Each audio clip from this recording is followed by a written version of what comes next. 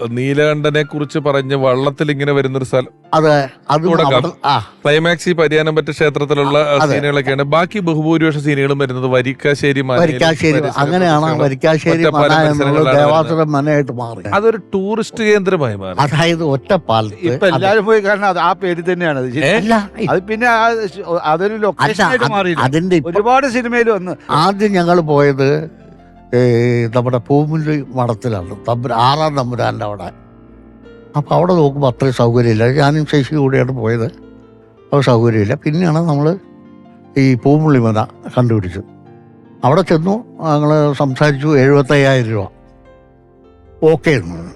അപ്പോൾ കുറച്ച് നിബന്ധനകളുണ്ട്. ഇവിടെ കള്ള് കുടിക്കാൻ പാടില്ല, കള്ള് കൊണ്ടുവരാൻ പാടില്ല, മത്സ്യമാംസങ്ങൾ അനുവദനീയമല്ല. നമ്മൾ ഷൂട്ടിങ് തുടങ്ങി. ഇത് രണ്ടും ഇല്ലാതെ നടക്കില്ല അന്നത്തെ കാലത്ത്. അല്പം അതിപ്പം ഐവിശേഷിയല്ലേ ഷൂട്ട് ചെയ്യുന്നത്. ഈ രാത്രി എവിടെ വരെ പോകുന്ന ആർക്കറിയാം, മനസ്സിലായില്ലേ? അപ്പൊ ഷൂട്ടിംഗ് നടക്കും. ചിലപ്പോ ഗുരുവായൂർ മറ്റേ ആനക്കോട്ടയിൽ പോയി ഷൂട്ട് ചെയ്തിട്ടാണ് തിരിച്ചു വരുന്നത് വീണ്ടും ഇവിടെ. അപ്പോൾ 2 ദിവസമായപ്പോഴേക്ക് വേണു ഇവർക്കൊക്കെ ചെറിയ ചെറിയ മുറിമുറിപ്പ് തുടങ്ങി. എന്താണ് പരിപാടി? ഞാൻ പറഞ്ഞു ശരിയാക്കാം. കയ്യാലയുടെ ബാക്കിൽ മത്സ്യമാംസം കൊണ്ടുവരാൻ പാടില്ല. അപ്പം ഞാൻ ആദ്യം മുട്ട ചോറിലിട്ട് കൊണ്ടുവരാം. അപ്പം ഇതിന് എല്ലും മുള്ളൊന്നുമില്ല. ഒരു 2 ദിവസം കഴിഞ്ഞപ്പോൾ ഞാൻ പറഞ്ഞു ബീഫ്, അതിനും എല്ലില്ല, കംപ്ലൈൻ്റ് ഇല്ല.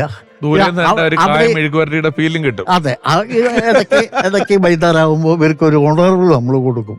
അപ്പൊ അത് കൊടുക്കും. അപ്പൊ അത് കൊടുക്കും.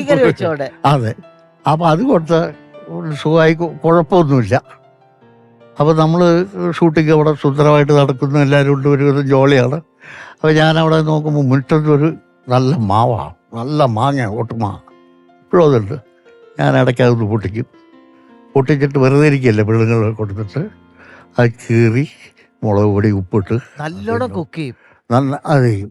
അത് കഴിഞ്ഞ് പിന്നെ ഈ പിന്നില് മുരിങ്ങ നിൽപ്പുണ്ട്. ആ മുരിങ്ങയില പറിച്ച് ഞാൻ കൊണ്ടുപോകും. മെസ്സിൽ കൊണ്ടുപോയിട്ട് ഞാൻ പറയും തോരൻ ഉണ്ടാക്കുന്നു, തേങ്ങയൊക്കെ ഇട്ട്. അപ്പോൾ ഇതൊക്കെ നടത്തിയാണ്.